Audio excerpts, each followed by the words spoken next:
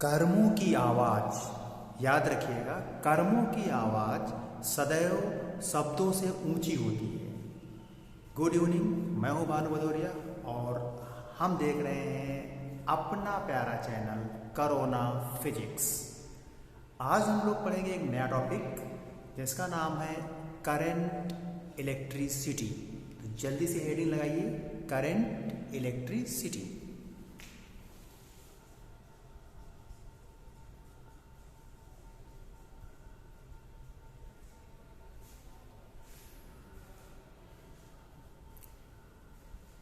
और इसमें सबसे पहले हम लोग सीखेंगे कि चार्ज क्या है, चार्ज क्या होता है।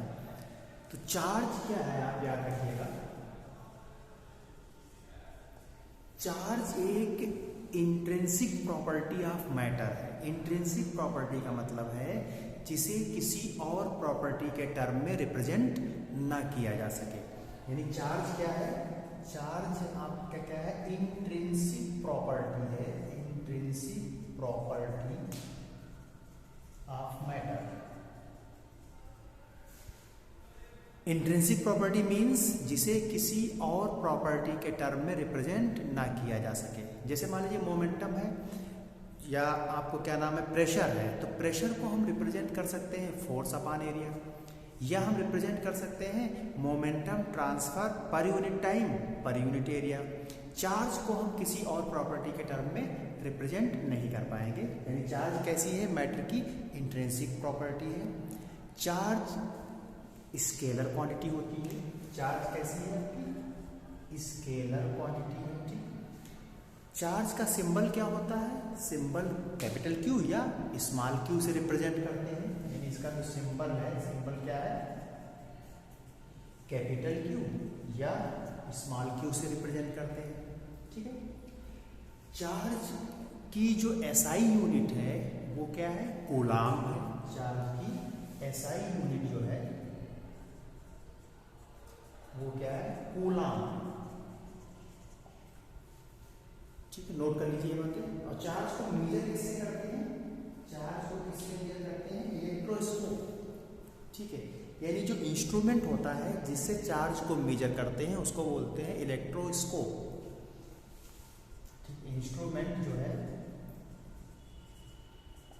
इलेक्ट्रोस्कोप, चार्ज को हम मेजर करते हैं इलेक्ट्रोस्कोप से। ठीक है, नोट कर लीजिए। फिर इससे रिलेटेड कुछ कहानी है जो आप पहले भी पढ़ चुके हैं, वो कहानी में मैं आपको बता रहा हूं। ठीक है, चार्ज को मेजर किससे करते हैं, इलेक्ट्रोस्कोप से।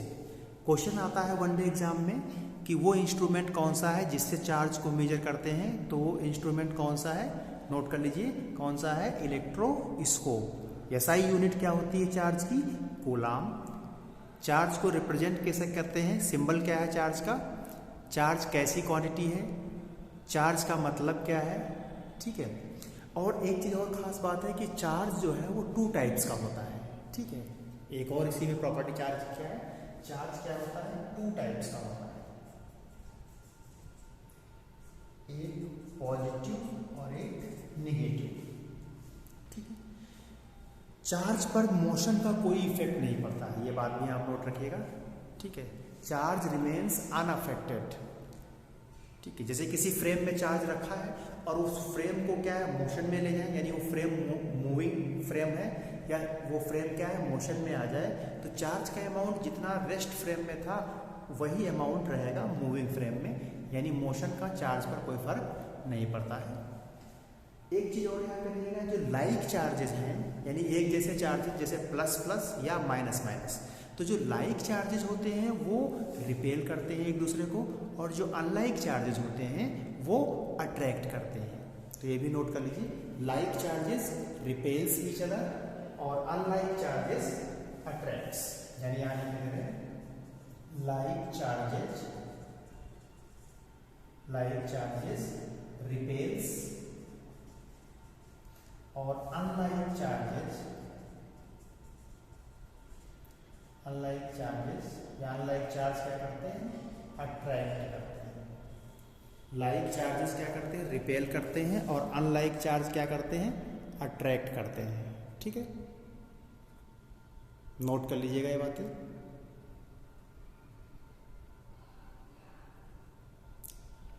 नोट कर लिया होगा, ठीक है।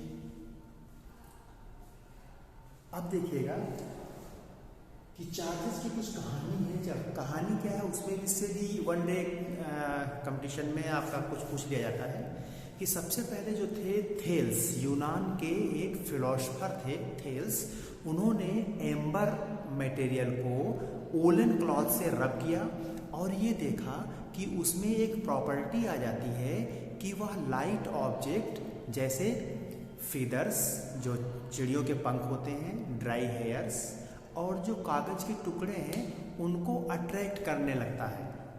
ये प्रॉपर्टी कब आती है? जब एम्बर नामक मटेरियल को वूलन क्लॉथ से रगड़ा गया। बाद में बहुत सालों बाद गिलबर्ट ने देखा कि ये एम्बर मटेरियल में ही वूलन क्लॉथ से रगड़ने पर ये प्रॉपर्टी नहीं आती है, बल्कि कुछ और मटेरियल्स हैं, उन्हें भी जब रगड़ा जाता है, रब किया जाता है, तो वो भी यही प्रॉपर्टी शो करते हैं। और गिलबर्ट ने उन मटेरियल्स में इंक्लूड किया है ग्लास रॉड यानी कांच, और सल्फर, और जो लाख होती है आपकी है, उनको इंक्लूड किया किसने? गिलबर्ट ने, कि अगर इनको भी रगड़ा जाए तो इनमें भी एक प्रॉपर्टी आ जाती है जिसके कारण ये हल्के ऑब्जेक्ट्स को अट्रैक्ट करने लगते हैं। ठीक है, और रगड़ने पर जो ये प्रॉपर्टी आती है, इस कारण कहा जाता है कि वो मटेरियल क्या हो गया? इलेक्ट्रीफाइड हो गया। मटेरियल का क्या हो गया? वैद्युतमय हो गया। ठीक है, और इस टाइप की इलेक्ट्रिसिटी को नाम दिया गया स्टैटिक इलेक्ट्रिसिटी, क्योंकि रगड़ने पर जो चार्ज डेवलप होता है वो चार्ज फ्लो नहीं होता है, तो इसे नाम दिया गया स्टैटिक इलेक्ट्रिसिटी। ठीक है, और जो ये मटेरियल रगड़ने पर जो इलेक्ट्रीफाइड हो जाता था, तो इसी को कहा गया है कि वो मटेरियल क्या हो गया? चार्ज्ड हो गया। यहीं से क्या है कहा गया कि मटेरियल रब करने पर इलेक्ट्रीफाइड हो गया, उसी को कहा गया कि मटेरियल क्या हो गया? चार्ज्ड हो गया। दो टाइप के चार्ज कैसे आए?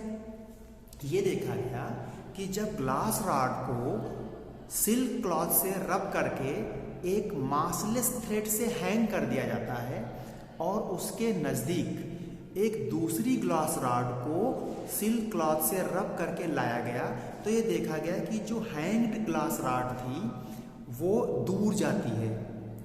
फिर उसके बाद क्या किया गया? उसके बाद फिर जो है आपका कैट स्किन से एबोनाइट रॉड को रब किया गया, और एबोनाइट रॉड को जो वूलन सिल्क क्लॉथ से रब्ड ग्लास हैंग थी, ग्लास रॉड जो हैंग थी, किससे रब करने के बाद? सिल्क क्लॉथ से रब करने के बाद, तो ये देखा गया है कि इबोनाइट रॉड को जब बिल्ली की खाल से रब करने के बाद इस हैंग्ड ग्लास रॉड के नज़दीक लाया गया, तो ग्लास रॉड इबोनाइट रॉड की ओर अट्रैक्ट होती है, यानी इबोनाइट रॉड की तरफ मूव कर जाती है। यहीं से कॉन्सेप्ट डेवलप हुआ कि अलग अलग मटेरियल पर अलग अलग टाइप का क्या है? चार्ज आया है। ग्लास रॉड पर जो चार्ज आया उसे बेंजामिन फ्रैंकलिन ने पॉजिटिव चार्ज कहा, और जो इबोनाइट रॉड पे चार्ज आया उसे निगेटिव चार्ज कहा।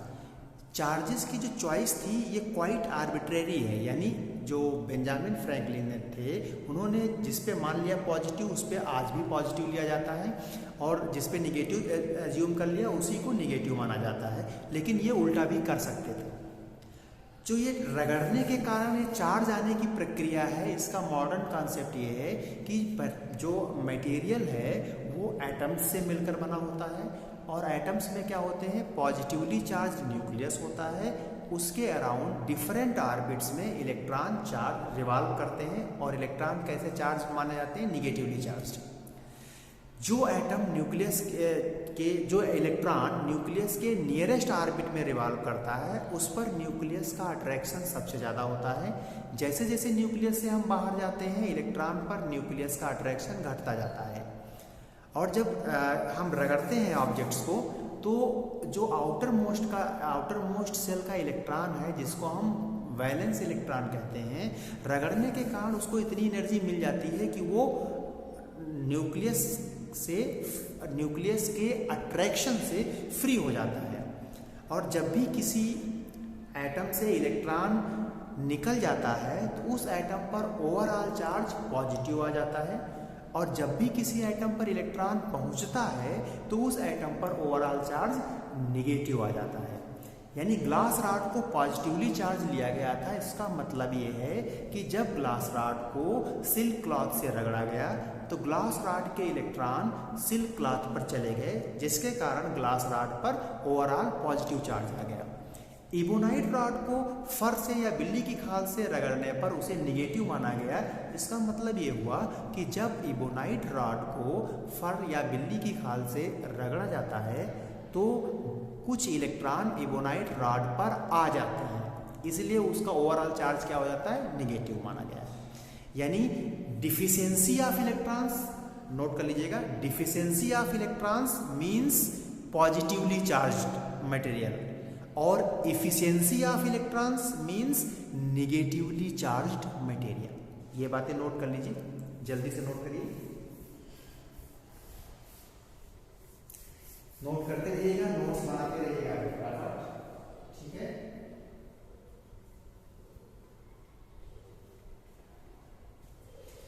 नोट कर लिया होगा। अब देखो जो चार्ज है आपका, जो पॉजिटिव चार्ज है, इसको हटा दें, नोट कर लिया होगा, नोट कर लिया होगा, इसको हटा दे रहे हैं।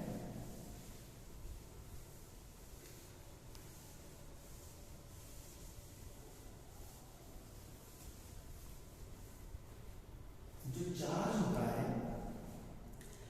चार्ज जो है वो कंजर्व्ड रहता है, यानी टोटल चार्ज जो है वो उसको क्या है, ना तो मतलब चार्ज को ना तो क्रिएट किया जा सकता है ना तो डिस्ट्रॉय किया जा सकता है, बस एक ऑब्जेक्ट से दूसरे ऑब्जेक्ट को ट्रांसफर किया जा सकता है। यानी चार्ज क्या होता है, चार्ज इज कंजर्व्ड,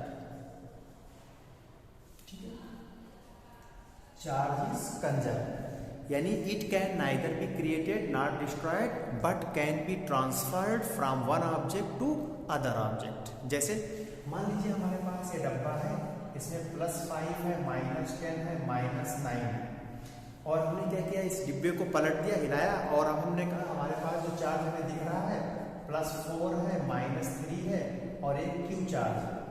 तो इस Q की वैल्यू कितनी होगी, जो आइसोलेटेड सिस्टम होता है उसका टोटल चार्ज क्या रहता है, कंजर्व रहता है। ये एक आइसोलेटेड सिस्टम है, इसमें इतने चार्ज हैं, हमने मिक्स किया, फिर हमने कहा कि हमारे पास ये नज़ारा दिख रहा है, इस Q की वैल्यू क्या होगी, तो इस डब्बे का टोटल चार्जेस का सम इस उसी डिब्बे की जो ये पोजीशन थी इसमें टोटल चार्जेस के सम के इक्वल होगा। यानी +5 -10 -9 इज इक्वल टू +4 -3 + Q। तो यहाँ से देखो कितना हो जाएगा आपका, ये हो गया आपका -14 इज इक्वल टू +1 + Q, यानी Q इज इक्वल टू हो गया -13। Q की वैल्यू कितनी आएगी, -13, क्योंकि आइसोलेटेड ऑब्जेक्ट का टोटल चार्ज क्या रहता है, कंजर्व रहता है, ठीक। तो ये तरीका आपका एक हो गया। दूसरा क्या रहता है, नोट कर लीजिएगा, थोड़ा तेज इसलिए पढ़ा रहे हैं, ज़्यादा से ज़्यादा क्वांटिटी आपको विद क्वालिटी दे सकें। अब चार्ज क्या होता है, चार्ज क्वांटाइज्ड होता है, चार्ज क्या होता है, क्वांटाइज्ड होता है। हटा दें इसको।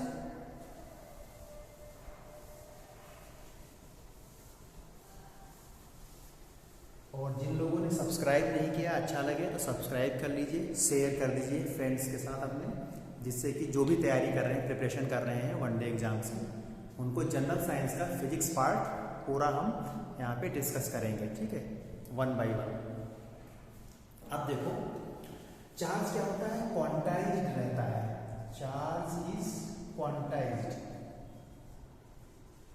ठीक है। चार्ज क्या रहता है, क्वांटाइज्ड रहता है। क्वांटाइज्ड का मतलब है, क्वांटाइजेशन का मतलब है कि चार्ज जो होता है किसी फंडामेंटल अमाउंट का इंटीग्रल मल्टीपल होता है। यानी चार्ज किसी फंडामेंटल अमाउंट का इंटीग्रल मल्टीपल होता है। फंडामेंटल चार्ज किसे माना गया, फंडामेंटल चार्ज जो है इलेक्ट्रॉन के चार्ज को फंडामेंटल चार्ज कहा गया, मतलब मिनिमम चार्ज जो पॉसिबल है यूनिवर्स में उसे फंडामेंटल चार्ज कहा गया और वो माना गया इलेक्ट्रॉन के चार्ज को। यानी इलेक्ट्रॉन का जो चार्ज है 1.6 ×10⁻⁹ कूलाम, इसे माना गया फंडामेंटल चार्ज, फंडामेंटल चार्ज।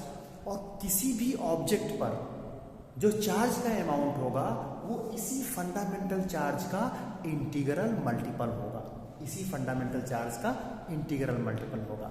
यानी चार्ज ऑन एनी ऑब्जेक्ट अगर Q कह दें तो Q should be n times E, यानी फंडामेंटल चार्ज E का इंटीग्रल मल्टीपल होगा किसी भी ऑब्जेक्ट पर चार्ज, और यही प्रॉपर्टी कहलाती है क्वांटाइजेशन ऑफ चार्ज। नोट कर लीजिए, फिर इसको एग्जाम्पल से भी समझा रहे हैं आपको।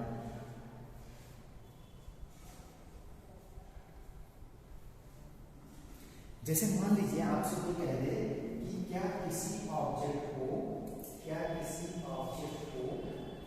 समथिंग अमाउंट दे दे और कहे ये चार्ज देना पॉसिबल है।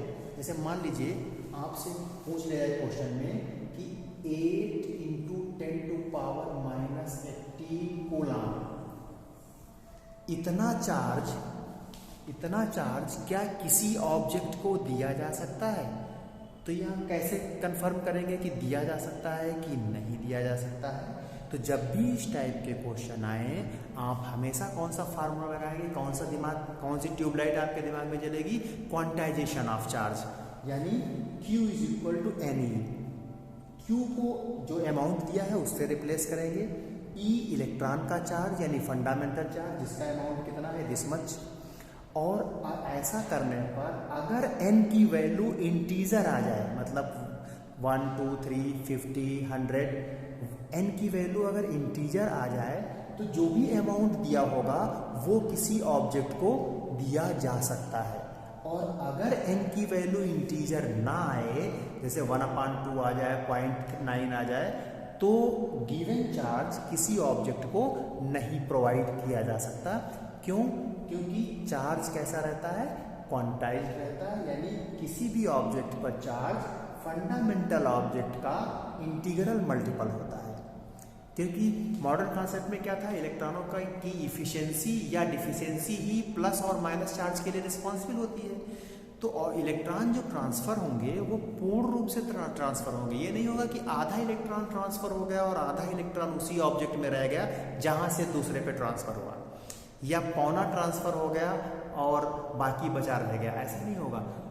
पूरे का पूरा इलेक्ट्रॉन क्या है, ट्रांसफर होगा। तो इसलिए क्या है आपका, किसी भी ऑब्जेक्ट पर चार्ज इलेक्ट्रॉन के चार्ज का इंटीग्रल मल्टीपल होगा, और इस घटना को हम क्या कहते हैं, क्वांटाइजेशन ऑफ चार्ज कहते हैं। नोट कर लीजिए ये बातें।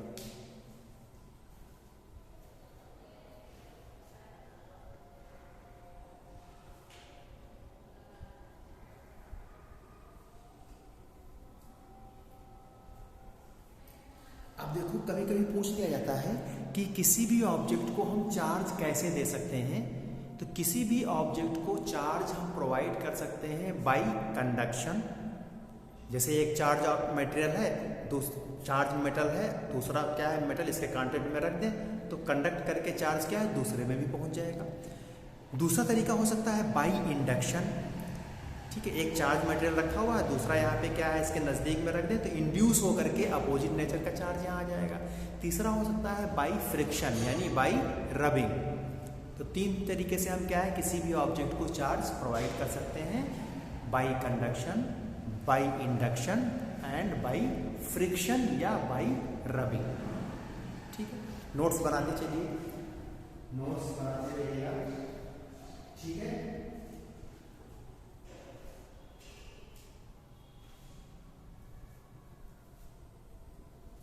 अब देखो करंट क्या होती है। करंट क्या है, फ्लो ऑफ चार्ज। चार्ज का जो प्रवाह है उसे ही हम क्या कहते हैं, धारा बोलते हैं या करंट कहते हैं। तो हेडिंग लगा दीजिएगा करंट। तो करंट का मतलब क्या है आपका, फ्लो ऑफ चार्ज, यानी हम कह सकते हैं करंट को I से रिप्रेजेंट करेंगे और I क्या होगा, Q/T, या हम कह सकते हैं इसको स्मॉल क्यू अपॉन टी। ठीक है, क्या है, पर यूनिट टाइम जो चार्ज फ्लो होगा उसी को हम क्या कहेंगे, करंट कहेंगे। नोट कर लीजिए, करंट क्या है आपका, flow of charge per unit time. ठीक है, पर यूनिट टाइम जो चार्ज फ्लो होगा वही क्या कहलाएगा, करंट कहलाएगा। करंट की देखो एसआई यूनिट क्या है, करंट की जो एसआई यूनिट है वो है आपकी एम्पियर। करंट की एसआई यूनिट क्या है, एम्पियर है। और किस इंस्ट्रूमेंट से हम करंट को मापते हैं, तो वो है अमीटर। ठीक है, इंस्ट्रूमेंट क्या हो जाएगा, इंस्ट्रूमेंट क्या हो गया आपका, अमीटर। अमीटर से हम करंट को मेजर करते हैं। हाँ, एक चीज यहाँ ध्यान रखिएगा कि गैलोरीमीटर से भी हम मेजर करते हैं करंट को, लेकिन जब करंट अल्प मात्रा में होती है यानी small amount of current measure करना हो तो उसे हम गैलोरीमीटर से भी मेजर कर सकते हैं। साथ ही साथ गैलोरीमीटर से करंट की डायरेक्शन को भी देखा जाता है। आपने देखा होगा गैलोरीमीटर जी लिखा होता है, बीच में जीरो होता है, बाकी नंबरिंग होती है। तो जब हम बैटरी से उसे कनेक्ट करते हैं, ठीक है, तो क्या होता है, डिफ्लेक्शन होता है इधर, तो पता चलता है कि करंट इस डायरेक्शन में फ्लो हो रही है या करंट इस डायरेक्शन में फ्लो हो रही है। तो अगर small amount of current measure करना है तो हम गैलोरीमीटर से भी मेजर कर लेते हैं। साथ ही साथ करंट की डायरेक्शन के लिए भी गैलोरीमीटर यूज किया जाता है। ठीक है, एसआई यूनिट करंट की एम्पियर, जिस इंस्ट्रूमेंट से मेजर करते हैं वो क्या होता है, अमीटर। ठीक है, नोट करते रहिए, नोट कर लिया होगा। ठीक है, अब देखिए और यहीं पे नोट कर लीजिएगा, यहीं पे नोट कर लेना। देखो पूछ लिया जाता है कभी कभी कि गैल्वेनोमीटर को अमीटर में कन्वर्ट कैसे करेंगे। तो जब भी गैल्वेनोमीटर को अमीटर में कन्वर्ट करना होता है तो क्या किया जाता है कि उसके पैरेलल में अल्प रेजिस्टेंस का वायर कनेक्ट कर दिया जाता है, जिसे शंट वायर कहते हैं। क्या कर दिया जाता है, गैल्वेनोमीटर के पैरेलल में स्मॉल रेजिस्टेंस का वायर कनेक्ट करके हम गैल्वेनोमीटर को अमीटर में कन्वर्ट कर लेंगे। ऐसा क्यों जरूरत पड़ा, क्योंकि देखो करंट मैक्सिमम फ्लो होगी। जैसे मान लीजिए किसी सर्किट में करंट 10 एम्पियर फ्लो हो रही है, तो अगर जो इंस्ट्रूमेंट है सारी की सारी करंट इंस्ट्रूमेंट से गुजरेगी तो हम सारी की सारी करंट माप लेंगे। और करंट मैक्सिमम तब गुजरेगी जब रेजिस्टेंस क्या होगा, मिनिमम। और हमें पता है कि दो रेजिस्टेंस अगर पैरेलल में कनेक्टेड हैं तो उनका रिजल्टेंट उन दोनों में जो सबसे छोटा होगा उससे भी छोटा होता है। इसीलिए गैल्वेनोमीटर के पैरेलल में स्मॉल रेजिस्टेंस कनेक्ट करके उसे अमीटर में कन्वर्ट कर लिया जाता है। ठीक है, नोट कर लीजिए ये बात।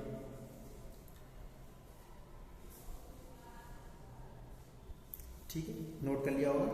अब देखो आपको ध्यान होगा, कभी देखो जब बादल टकराते हैं तो लाइटनिंग होती है और साउंड भी होता है।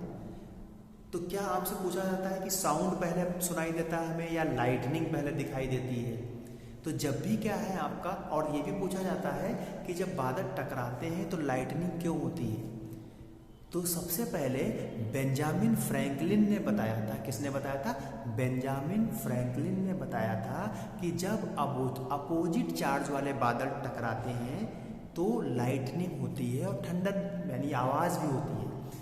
तो लाइटनिंग क्यों होती है, क्योंकि अपोजिट चार्ज वाले जब बादल टकराएंगे तो चार्ज क्या होंगे, न्यूट्रल होंगे और लाइट या लाइटनिंग होगी और थंडर की भी आवाज़ होगी। लाइटनिंग हमें पहले दिखाई देती है क्योंकि लाइट की स्पीड साउंड की स्पीड से बहुत ज़्यादा होती है।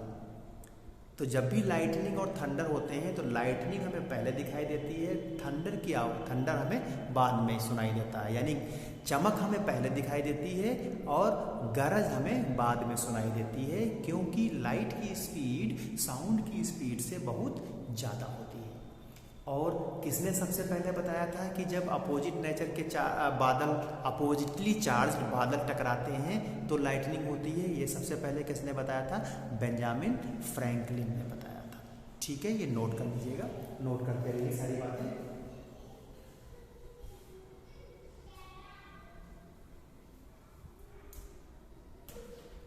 ठीक है, नोट कर लिया होगा। अब देखो इलेक्ट्रिक पोटेंशियल क्या होता है, इलेक्ट्रिक पोटेंशियल, ठीक है, नोट कर लीजिए बात, इतना और बता देते हैं। इलेक्ट्रिक पोटेंशियल को हम V से डिनोट करते हैं और V इज इक्वल टू होता है W/Q। कैसे, किसी चार्ज को, ठीक है, यानी हम कहें किसी चार्ज को इनफाइनाइट से लाएं तो पर यूनिट चार्ज जो वर्क डन होगा वही वर्क डन क्या होगा उस पॉइंट पर पोटेंशियल को डिफाइन करेगा। ठीक है, और इलेक्ट्रिक पोटेंशियल के बारे में नेक्स्ट क्लास में और डीप में डिस्कस करेंगे। ठीक है, डिस्कशन डीप में होगा नेक्स्ट क्लास में इलेक्ट्रिक पोटेंशियल के बारे में, और आगे के फर्दर कॉन्सेप्ट जो हैं वो नेक्स्ट क्लास में आपसे डिस्कस करेंगे। ठीक है।